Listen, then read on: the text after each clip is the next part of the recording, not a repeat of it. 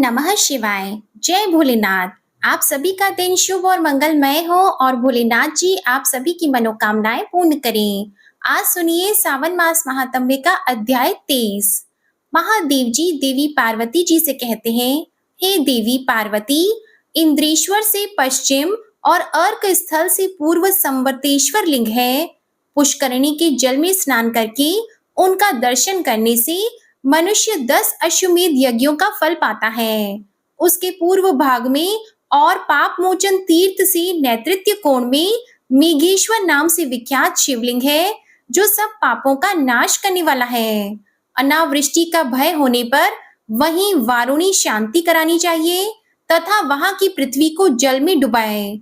जहां प्रतिदिन मेघों द्वारा स्थापित मेघेश्वर लिंग का पूजन होता है, वहां अनावृष्टि का भय नहीं होता। गात्र उत्सर्ग तीर्थ से उत्तर बलभद्र जी के द्वारा स्थापित महापापहारी शिवलिंग है, जो मानव तृतीया और रेवती नक्षत्र के योग में भक्ति भाव से चंदन पुष्प आदि उपचारों द्वारा बलभद्रेश्वर लिंग का पूजन करता है, वह योगीश्वर का पद पाता है।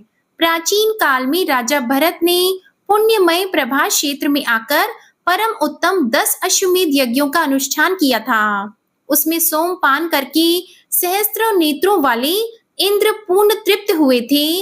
अन्न और पान से दीनजन तथा दक्षिणा से ब्राह्मण लोग तृप्त हुए थे।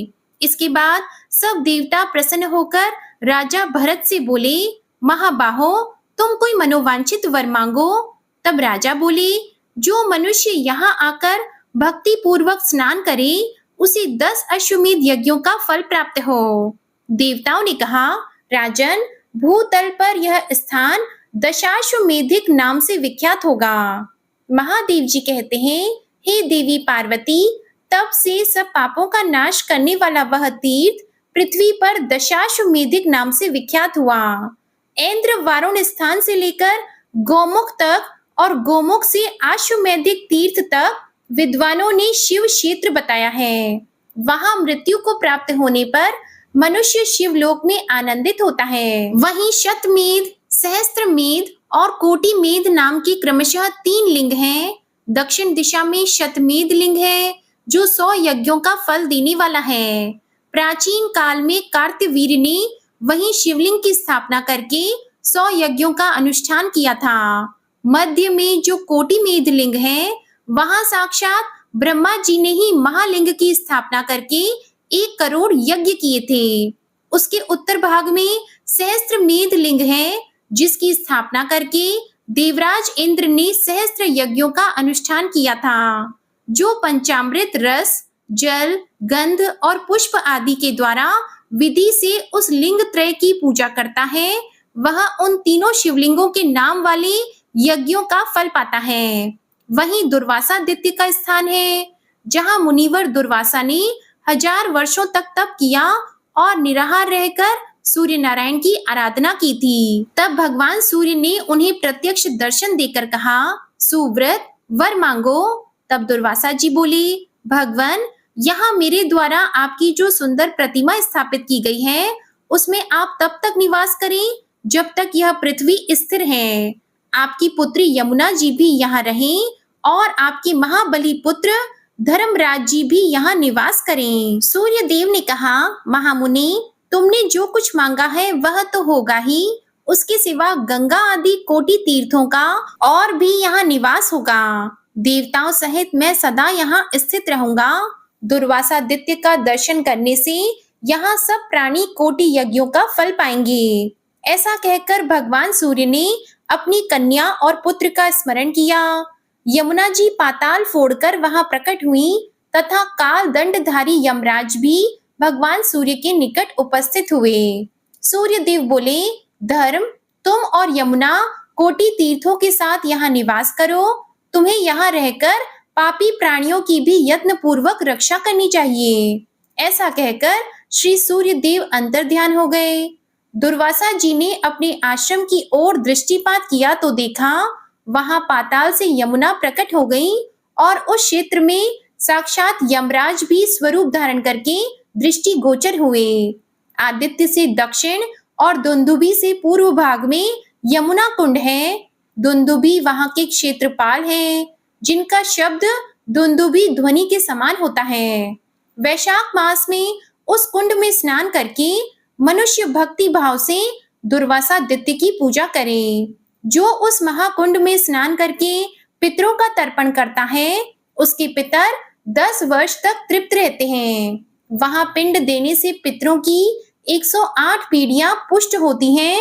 साथ ही नरक में गिरे हुए पितरों का तत्काल उद्धार हो जाता है। माघ मास के शुक्ल पक्ष में सप्तमी तिथि को जो मानव अपने मन को संयम में रखते हुए दुर्वासा आदित्य की पूजा करता है, वह ब्रह्म हत्या से छूट जाता है। जो वहां दुर्वासा आदित्य के समीप सहस्त्र नामों का पाठ करता है, वह सब पापों से मुक्त हो जाता है। दुर्वासा आदित्य का दर्शन सब बालकों पर लगे हुए ग्रहों और राक्षसों का निवारण तथा महान पाप पुंजों का नाश करने वाला है। जो वहां क्षेत्रपाल दुंदुभी का पूजन करता है, वह पशु संपत्ति, पुत्र, बुद्धि तथा लक्ष्मी से संपन्न होता है। सूर्य देव का वह क्षेत्र 1 कोस तक फैला हुआ है।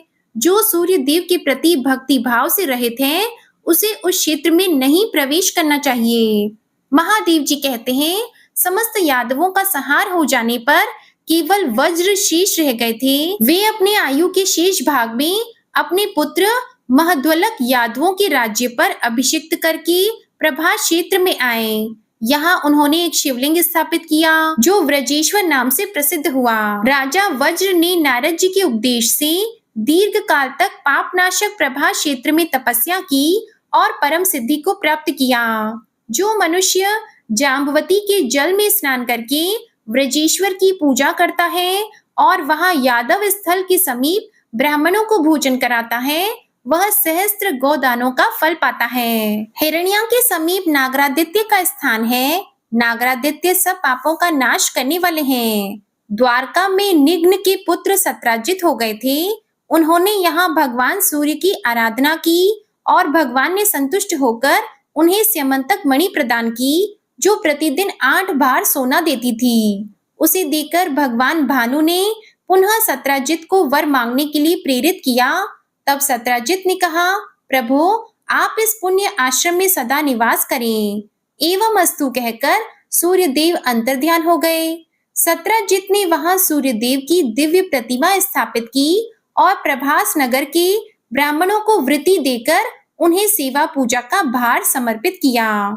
अतः नागर ब्राह्मणों के नाम पर ही उसका नाम नागरादित्य हुआ।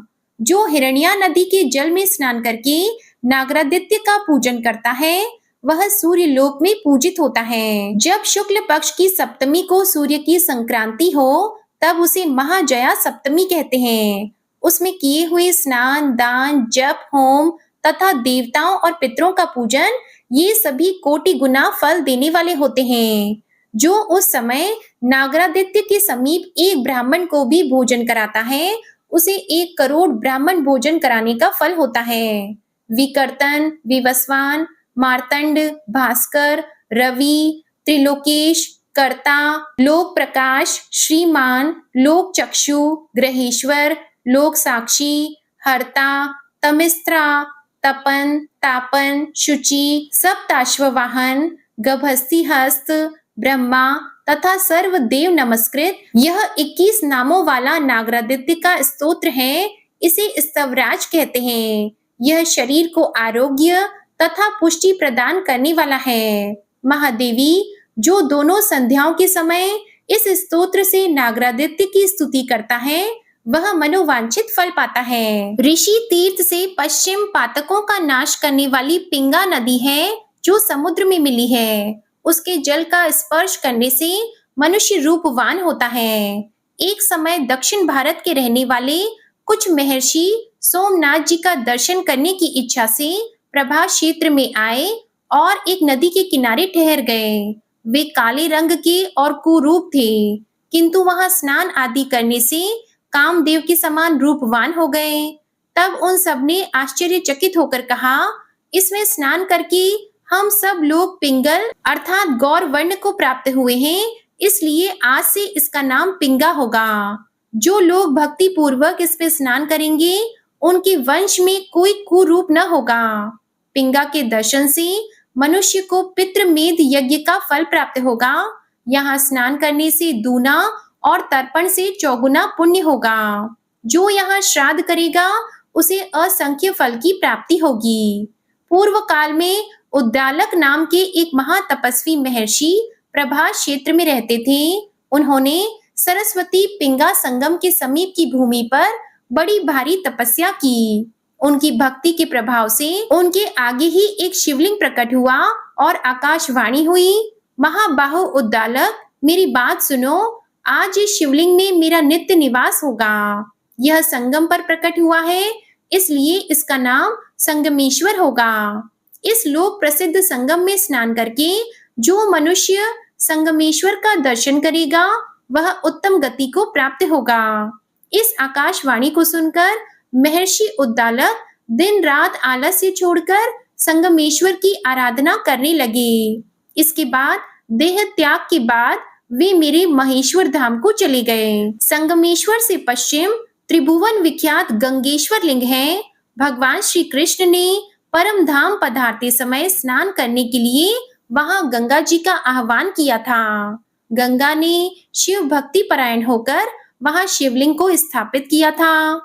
गंगेश्वर का दर्शन करने से गंगा स्नान का फल प्राप्त होता है। जय भोलेनाथ। आज का अध्याय समाप्त हुआ। इसके आगे का वृतांत आप अगले अध्याय में सुनिएगा। अब आप सुनिए श्री शिव चालीसा पाठ। श्री गणेश गिरिजा सुवन मंगल मूल सुजान, कहत अयोध्या दास तुम देहो अभय वरदान। जय गिरिजापति दीन दयाला, सदा करत संतन प्रतिपाला।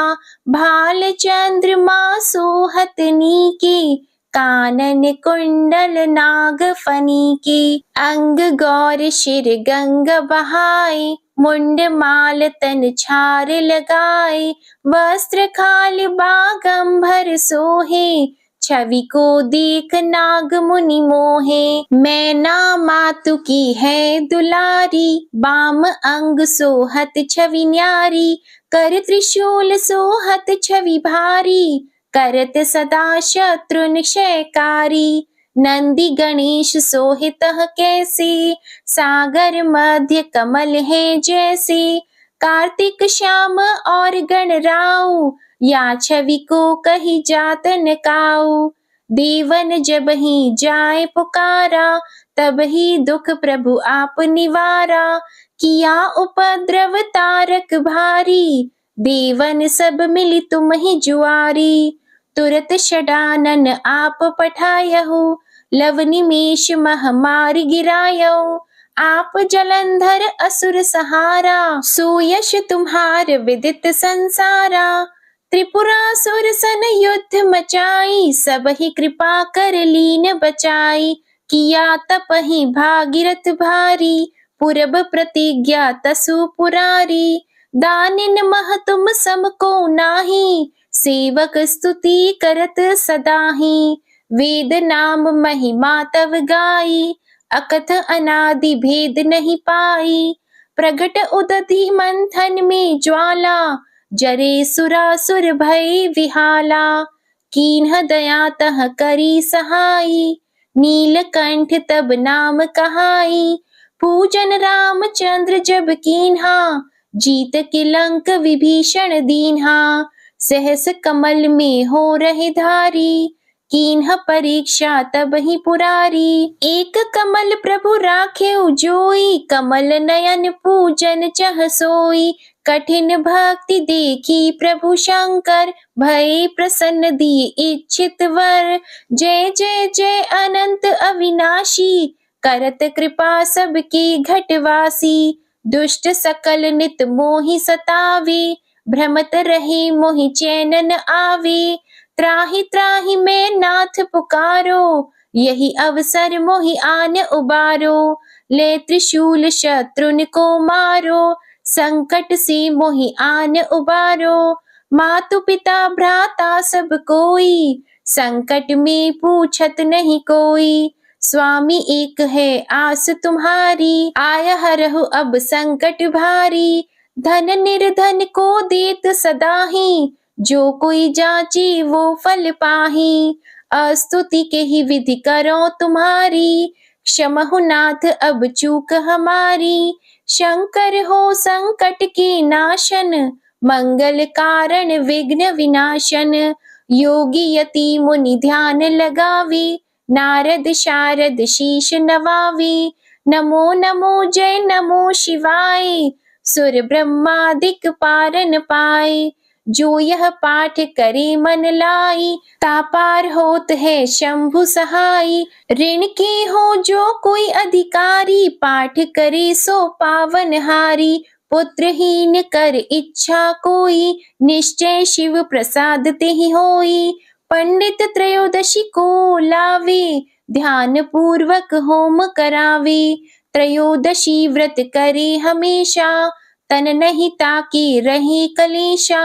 धूप दीप नैवेद्य चढ़ावे, शंकर सम्मुख पाठ सुनावे। जन्म जन्म के पाप नसावे, अंतवास शिवपुर में पावे।